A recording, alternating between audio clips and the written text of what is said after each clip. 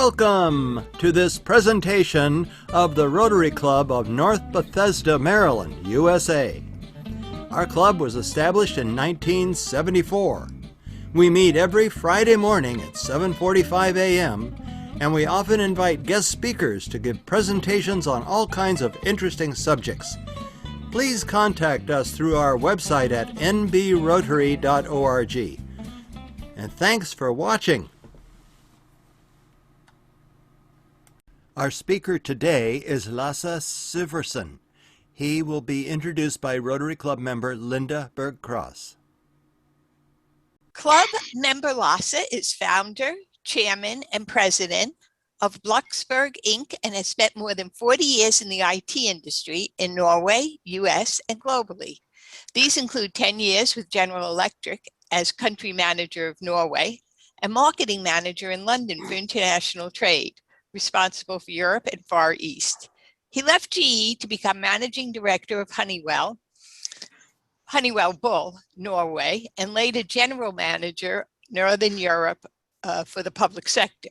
After taking over Flagship Technologies, Inc., a software company based in Rockville, Maryland, in the summer of 1998, he left his native Norway to resume the position of chairman of the board and CEO of Flagship. He co-founded NorHouse in October 1997. Lasse was educated at Oslo Business School, Norway, in business administration, INSEAD, I don't know what it stands for, France in change management, and Sea Trade Academy, UK, in container transportation. He also serves on a number of boards, holding director positions in Ritmarine Ltd, Bloksberg Inc, the Norwegian-American Chamber of Commerce, Norwegian Society, Emmanuel Trinity Lutheran Church, and Piney Narrows Condo Association. He is past president of our club and has been active on many committees and projects. The global business community is struggling to get back. Oh, that's what he's going to be talking to us about, is what's happened to the shipping industry during the pandemic. Thank you, Linda. That was very nice. You took away almost 2 pages of my presentation now. Well, President, Rotarians, good morning, everyone. As Linda said, I will take you into the shipping industry today. I will be covering a lot of topics, but I hope that we will have some time at the end for question and answers. It's a long time since I had my classification talk, so allow me to say a few words. I may repeat what Linda said in a way. And thank you, John, for the nice introduction in the newsletter. My classification is computer services, but that's way, way back. So my background is from the IT mainframe business and service the shipping industry. I was introduced to the shipping industry back in the 70s, working with General Electric, as Linda said, offering computer service to a global shipping industry. Here we are. Thank you, Christine. This was before internet and email were introduced, and we offered service on large computer centers and proprietary networks with worldwide access. And one of our computer center was located in Rockville on 355, just north of the town center. I think that building is now sold to commercial use. I later become responsible for international marketing program for global transportation, located in London, covering Europe, Middle and Far East, and I got the opportunity to meet with most of the shipping lines in the world. In 1986, 2 guys from General Electric, my team there in Rockville, Maryland, a pioneer from Vildata in Oslo, Norway, and a consultant from the UK, had a dream to make international trade paperless. and they founded a company, Flagship Technology, to turn the dream into commercial products. This year we are celebrating our 35th anniversary, and we see the dream becoming a reality.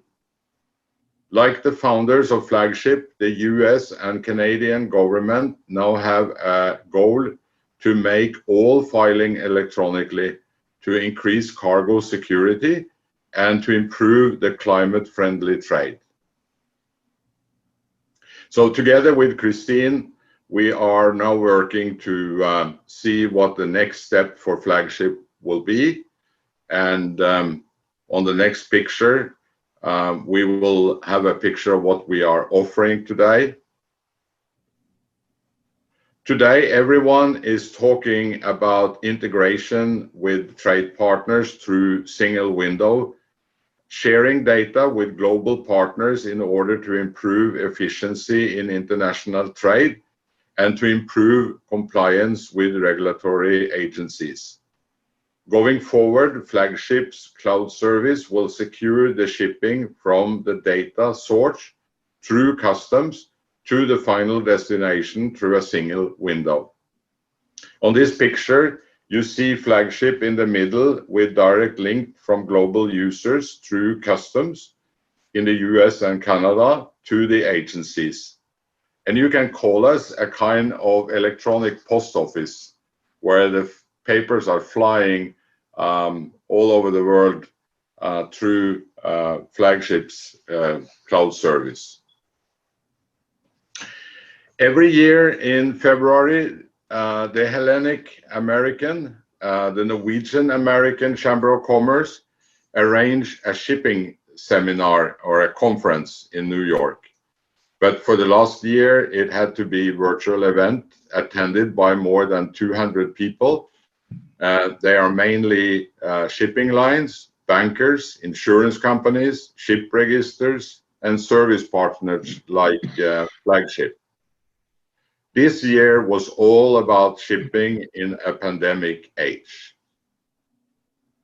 In addition to the effect from the COVID pandemic, we are also faced with a new administration in the US, and question about how these two major events will affect the shipping in years to come were among the discussion topics.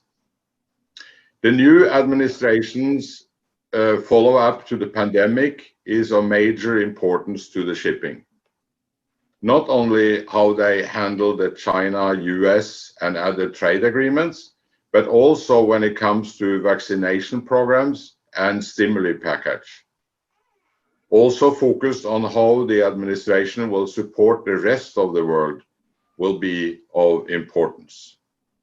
The industry will be faced with the pandemic until the whole world is vaccinated. It may take years before we see a safe travel and crew change again. The speakers on the conference included that we don't expect major changes from the previous administration when it comes to trade agreements. It's more a question about other issues and dealing with the aftermath of the pandemic. The general health of the world's economy is always among the topics at the conference, and they all agreed we are in for high oil prices, expected to stay around $60 per barrel for the entire year. This will have a major effect on the industry together with a weak dollar towards other currency. The shipping industry is based on dollars. Another major factor is the crew change, the safety and the mental health issues. The ocean crews has been the heroes of the pandemic, as the whole world depends on them to transport more than 80% of trade by volumes, including vital food and medical goods, energy and raw material, as well as manufactured goods across the globe. They have also been victims as travel restrictions have left tens of thousands of them stranded on the ships or unable to join ships. The difficulties surrounding crew change has a major impact on the shipping industry and have been identified as a priority issue, urging governments to intervene. The matter has been taken up by the United Nations Secretary General, who expressed his concern about the growing humanitarian and safety crisis facing seafarers around the world, and called on countries to formally designate seafarers and other marine personnel as key workers and ensure crew change to safely take place. So why is it so difficult for seafarers to go home? Well, governments around the world have suspended international flights, closed borders, ports and airports, and imposed travel restrictions to foreign nationals to limit the spread of the coronavirus. Those restrictions have directly impacted the capacity of seafarers to travel between the ships and their country of residence. Additionally, significant numbers of seafarers have been unable to go home because they could not be replaced by much needed relief crews. This has left thousands of seafarers stranded on ships with no prospect of being replaced. Repeated extension of their contracts have now reached a level where this cannot continue, with serious consequences for the health and safety of the ships they are operating. As of March 2021, it is estimated that some 200,000 seafarers remain on board commercial vessels. On any given day, nearly 1 million seafarers are working on some 60,000 large cargo vessels worldwide. Another consequence of the pandemic is a significant increase in shipments. 1 year after the coronavirus pandemic first disrupted global supply chains by closing Chinese factories, fresh shipping headaches are delaying US farm exports, crimping domestic manufacturing, and threatening higher price for American consumers. The cost of shipping a container of goods has gone up by 80% since early November and has nearly tripled over the past year. The increase reflects dramatic shifts in consumption during the pandemic as consumers redirect money they once spent on travel, restaurants, movie theater, and to the purchases of record amounts of imported clothing, computers, furniture, and other goods. At the port of Los Angeles, one day last month, 42 ships were anchored offshore waiting to unload their cargoes. Also, a shortage of dock workers due to coronavirus outbreak is further complicating operations. Inbound cargo volumes in December were more than 23% higher than 1 year earlier. It's a global problem, and it may get worse before it gets better. More than 1/3 of the containers transiting the world's 20 largest ports last month failed to ship when scheduled. This picture is from the world's largest container port, Shanghai in China. Fewer ships arriving in the US port means fewer shipping containers available for the return trip to Asia. With department stores and other retailers closed by shutdowns, goods are piling up in port terminals and warehouses. Average monthly import volume in the second half of 2020 were more than 50% greater than during the first 6 months of the year. Since there is more demand to send goods from China to the United States than to ship in the other direction, ocean carriers, after delivering their cargo to, for instance, Los Angeles, are refusing to wait for their containers to be reloaded with US export before returning them to China. Well, let's look at shipping as a green shipping. Even the ocean shipping has the lowest emission by mode of transportation. All speakers at the conference, and especially the bankers and the investors, agreed it needs to be modernized, modernizing all aspects of the industry. As an example, 1/3 of all ferries in Norway are now electric. The first cargo ship operating without crew on the bridge and hybrid technology is in test by Yara, the global producer of fertilizer. For over 50 years, heavy fuel oil has dominated the maritime industry. This type of fuel is much more available and cheaper, but very dirty. It contains bad chemicals because heavy oil is a residue from the oil refinery. The industry is not only shifting to cleaner fuel based on oil, but also some companies are considering alternative sources for energy, electricity, solar and wind. This leads to an industry to a greener solution. In addition, one of the most discussed environmental trends in shipping is the ballast-free system, which aims to minimize the negative impact of ship ballast on water organisms. The ballast is water they use to stabilize the vessel, and they normally pump that out different places in the world.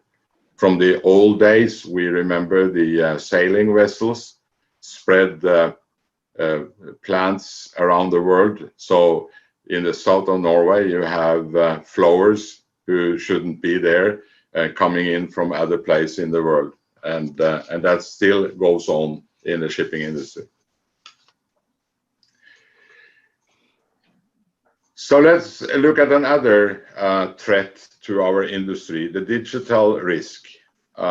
The insurance companies and the classifications companies claimed during the conference that the digital risk is by far the largest threat to the industry, larger than anything else, including weather-related risks. Cyber technologies have become essential and critical, not just for operation and management of numerous systems and processing on board ships, but also for the safety, security, and protection of ship, crew, cargo, and the marine environment. This technology have integrated information technology and operational technology on board ships through networking and connectivity to the internet. The access, connectivity, and network of these systems have, however, led to cyber security threat and risks. Among the particular vulnerable systems on board ships are bridge systems, cargo handling and management systems, propeller systems, and machinery management and power control systems, access control system, passenger servicing, and management system, passenger-facing public network when on board, administrative and crew welfare systems, and communication systems. And hold on to your share now. Globally, almost 17 million cyber attacks occur every week. In 2018, cybercrime was estimated to cost around $600 billion globally. Today's cyber risk in the maritime sector demands an active approach, as does upcoming regulations. Players in the shipping industry need to identify the greatest cyber risk and address them in a most cost-effective way.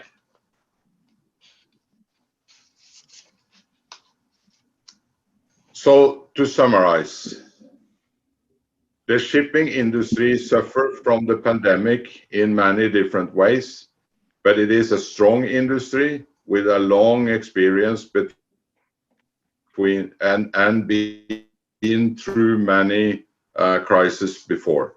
Being involved in almost 90% of global trade, the vessels is always on the route to the next port.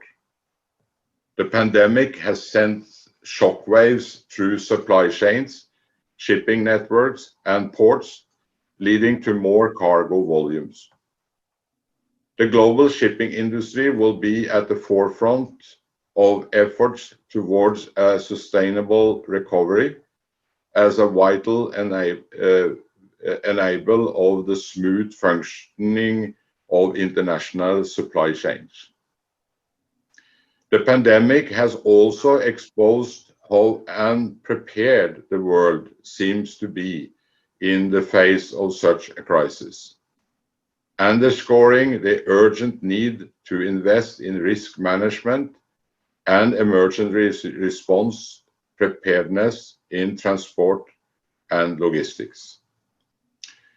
So we cross the ocean for you all the time. Thank you. I see I have plenty of time for questions, and hopefully I can answer some of them. I hope you understood my my speech, but if you didn't, please feel free to ask. Do you have an estimate of how many sailors are trapped or stuck on ships that they can't leave, and they're out there in the water? Yeah, we estimate that approximately 200,000 people are stuck on ships, different places in the world. Amazing. That's amazing. Well, every day, Kevin, 1 million are on board 60,000 vessels worldwide. Lasse, I was looking at your website. What does the F stand for? F space. Flagship. Oh, okay. Usually when you put F and then you leave a blank with a line there, you usually it's a 4-letter word that you don't want to mention. Yeah, flagship. I take it.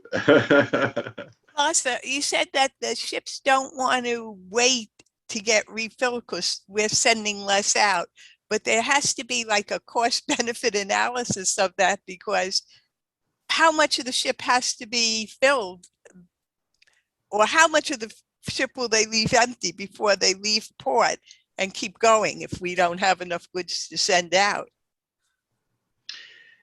Yeah, that's an interesting question, Linda, because if you look at the airline industry, they have a break even there for how many passengers they need to have on board, and they cancel flights because it's not enough. You don't have that with the shipping industry. The vessel has to go because it's so expensive to keep them in port. So you need to get them out in open water, as we say. But it is, of course, a question of cost versus revenue. So if they can wait a little bit, that's fine. But the problem now is the volume. I talked to a truck driver in Norfolk. He had been waiting for more than 8 hours to get a container. It is queuing up everywhere. So if the captain see that it's no chance that I can get enough containers on board, he will leave because he pay a very high price of staying at the port, and he knows that on the other side of the ocean, it's queuing up containers who wants to go the other way. Oh. But yeah, it is of course a financial, and it's normally the office of the ship owner who do that kind of calculation, and the captain just get the instruction go or stay. So yeah, it is a consideration, but it's not the same as the airline industry. It's much more flexibility in the shipping industry. Yeah. And one other question, are there women on these ships? And what's the gender issues? Of course it's women on the ships, Linda. We couldn't sail without the women. Well, if you listen to Is it the Odyssey here or what? Well, if you listen to my speech, I use the word seafarers, and this is new to me this morning. Well, not morning, but when I wrote this speech, I normally say seamen, seamen shirts, seamen on board, seamen traveling, but I can't do that anymore because it's not true. It's a lot of women on board. It's a lot of women, and they are in all kind of position. And I have been posting a couple of LinkedIn posts with women captains far up in the system. It is not unusual to see a female captain on board now. It both in the Far East and here in the West, we see more and more women moving up and taking the necessary certification. And one last thing, what's the average salary of the average seaman in US dollars? That I cannot. Person. Seafarer. So last day I have two questions. Sorry.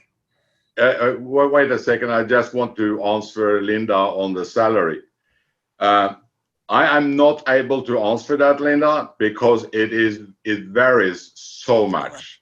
And of course, the shipping industry is a global industry, and most of the vessels are registered in what you call tax exempt countries, like Panama, like Bermuda, Nassau, Bahamas, everywhere, and they don't follow the standard of country salary. So you have crews from low income countries to high income countries, so it varies a lot.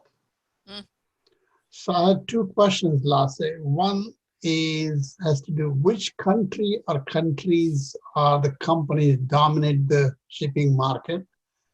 And the second, I haven't heard recently, at least, there used to be a lot of pirating and ransom in the coast of Somalia, and I haven't heard that recently.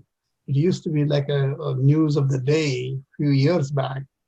So can you comment on the two things? One, the countries are the companies which dominate the market in the worldwide.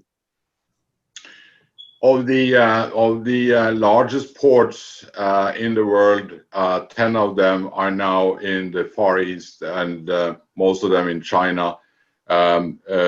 Shanghai is definitely the largest port, but you also have Long Island in the US, which is significant port for import from China. So the answer is two ways. When it comes to volume, it's definitely Far East, China, volume-wise. When it comes to operation, it's still Western shipping lines, but China is coming after quickly and have 3 of the largest shipping container lines in the world. And the 4th one is Evergreen in Taiwan, which is one of the largest as well. But the largest container lines in the world is still Danish. The Maersk line is still the largest one. And what was the other question? The second question used to be the news of the day about the asking the ransom in the Somalia, that strait, that area in Africa. So I haven't heard recently. Is that still a huge problem? The pirates are asking for the money, Yeah. or hijacking the ships. I don't know who decide what to put in the news or not, but it's still a big issue. And it's mainly outside the east coast of Africa, Somalia, as you say, and also in the Indian Ocean. And it is still a commercial vessel with weapons on board to protect themselves. So it's still a huge problem. But they don't get any attention from the news media, so we don't read about it. I gave a speech a couple of years ago, and I really had to look to find out how many incidents it was. I can't remember the number, but yes, it is a huge problem. Okay, thank you. Were you affected at all by the Suez Canal closure? Yeah, that was an Evergreen, and I had the pleasure to visit the president of Evergreen many years ago in Taiwan. One of the largest ships with more than 20,000 containers on board. It had some effects, but shipping are very quick in rerouting ships. But back to Linda's question, some of them decided to wait and wait for the opening because it will take them, depending on the size of the ship and how fast they can go, but it could take them an extra 20 days if they need to go around. So some of them decided to wait, but yes, it had an effect on the supply chains. But as I said in my speech, it's so much goods queuing up in ports. So I think some people will have been very happy that it was a delay from some ships because they already had so many to unload. So, but consumer may have been affected to wait for furniture and other goods coming into, for instance, United States. Lasse, may I ask you something? Okay, Lasse, I saw a couple times physically, I saw this cargo with the containers. It is scary huge. It's a huge. So, and I saw deck level pretty close to water level. And I it's not right now. That was a question. If it's bad weather, it can sink, Is it, do you have a new history, cargo sinking, go underwater, lost all cargo, or it's never happened? Sinking is not a big problem, Victoria. It's more losing containers. And it is another part of the shipping where we don't see much news, but it is a significant issue with lost containers in the ocean. And they can cause a lot of damage for smaller vessels. Hitting them at sea can cause a lot of damage and catastrophes. We have lost a couple of vessels, but it's more that the weather will roll the vessel so much that you lose containers, and it's almost impossible to get them back. Thank you. So, Lasse, thank you for this very interesting talk. In thinking about the size and the scale of ships now, I know Norway is a big shipbuilder also. And I'm wondering, has there been a discussion about, have we reached the tonnage limits of cargo ships and cruise ships? I hope so. The problem is that when the ships are exceeding 20,000 containers coming into Long Beach, California, or other ports, think about the logistic around it. How many trains, how many trucks it takes to bring these containers inland. So it is a cost benefit analysis. The shipping lines have claimed that the effect of having large vessel with more than 20,000 containers is the best. Some other shipping lines are holding back and say, well, if you can't fill them, then you have a huge problem. So they prefer to build smaller vessels.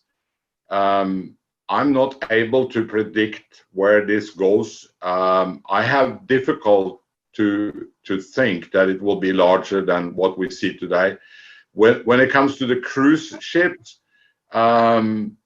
I don't want to go on the biggest ones. That's not a ship to me. That's a small city. Yeah. With 10,000 people on board. I think about if something happened to one of these ships, what that will mean. So can I ask you a question? It's still a ship. Yeah, sorry. I saw this. Well, this is the last meeting that Barry Thompson is going to be attending of this club. So can we just give a little chat, a couple of minutes for Barry if he's still around, if you don't mind, Barry? Is it really his last meeting, or is Yeah, he that's what planning? he's saying is the last meeting he's attending. So can we give him about a couple of minutes to talk? Yeah. I don't know what I can talk about. I've talked myself out in 26 years with this group. It's obviously been a great experience. I'll try and stay in touch, particularly since we do things electronically these days. And it allows you to sort of have a distant membership. I'll obviously probably do something when I get to Houston, but I don't know what it'll be at that point. And it's going to be a real change. But update how you will start it in Houston, about house, what you're doing, what's people around. Tell us some information about Houston. Okay, I'll do that. Lots of oil, lots of containers, I'm told. Very Great talk, Lasse. Yes, thank you, Lasse, for your insights on the shipping industry. It was fab. Yeah, a lot of good information there.